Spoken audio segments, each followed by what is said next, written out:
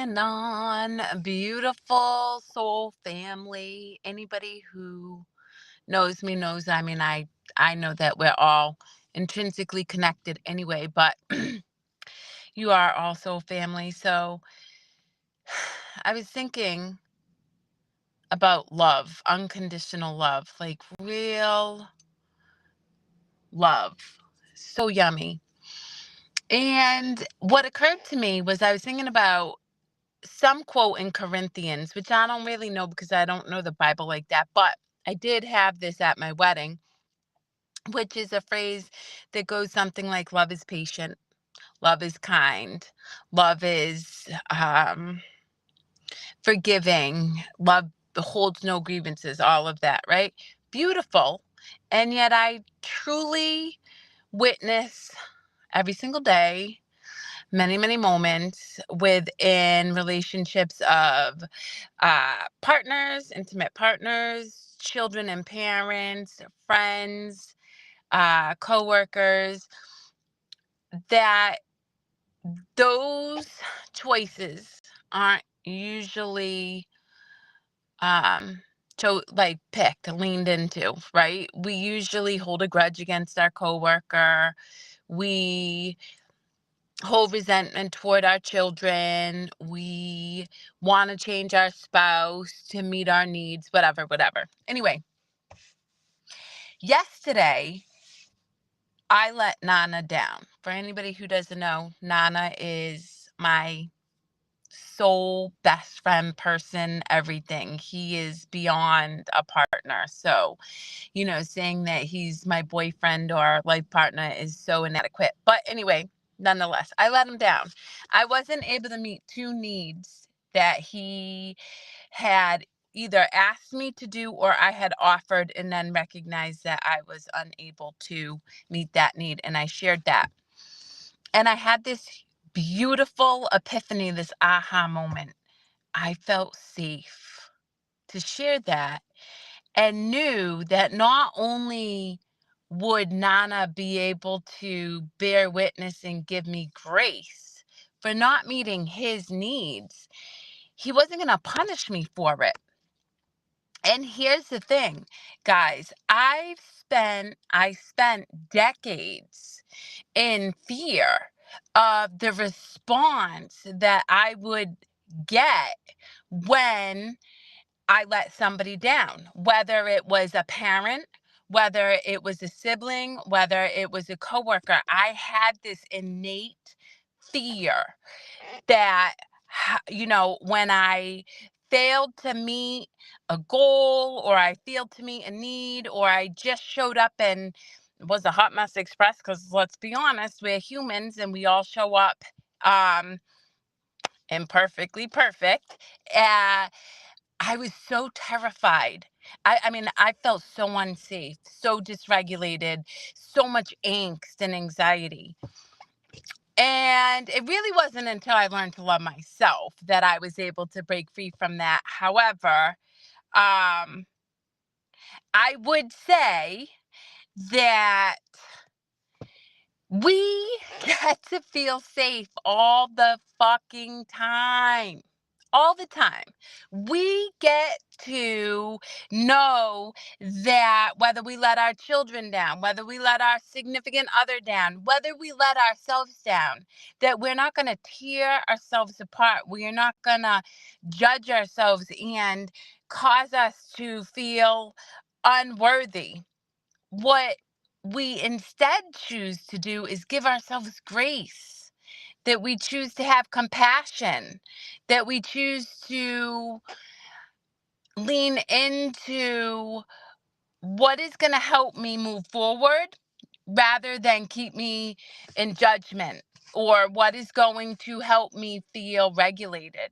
Because so often, guys, we are operating from a place of dysregulation. We just are. We have information overload alerts on our phones. We have, expectations from work. We're constantly checking our email. We're constantly getting bombarded with. So we're already dysregulated to a certain extent. And then our past stories, experiences. Typically, if you grew up in a place of, you know, uh, turbulence, of unpredictability, violence, then, addiction, we are obviously, we don't feel regulated. And so my my hope is that each one of you who's watching this um recognizes that you can have relationships in all areas of your life that you feel 100% safe and regulated, and the ability to be authentic in you at all times. Literally, that you can make mistakes and not worry about somebody punishing you, somebody icing you out, not speaking to you for a day or 5 days or weeks, that you can have a conversation about your needs that you need to get met and not feel like you're going to be judged or condemned or punished. And it takes work. It really does. It took me many, many years, and it took me leaning into vulnerability. It took me literally, showing up every single day and learning who could provide that for me. And ultimately, at the end of the day, the real truth is, guys, you have to provide it for yourself, because we are.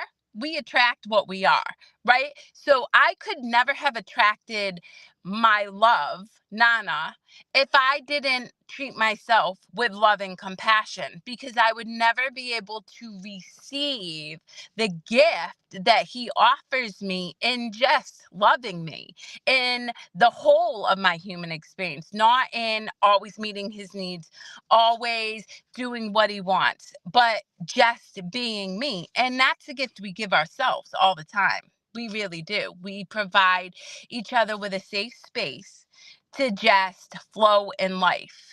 And that is true love, because what served Nana 3, 4 years ago isn't the same as what serves him now. But I can go with the flow and love him in that space without expectation. And the same is true for Nana towards me. He just witnesses me and he gives me love and compassion. And when I am not able to meet his needs, he gives me grace. He gives me grace. So, if you're not experiencing grace, if you're not experiencing connection, if you're not experiencing true intimacy where you can say what you need and know that you're not going to have to feel anxious or unsafe or punished for it, then I encourage you to ask yourself, where am I unable to show up for myself in a place of kindness and compassion? Where do I judge myself when I make mistakes? Where do I tear myself apart when I don't achieve this perceived idea of perfection or the expectations that you put on yourself? And when you can do that, guys, we're magnets. We attract what we are. And then you attract beautiful people in all areas of your life that can also meet that need.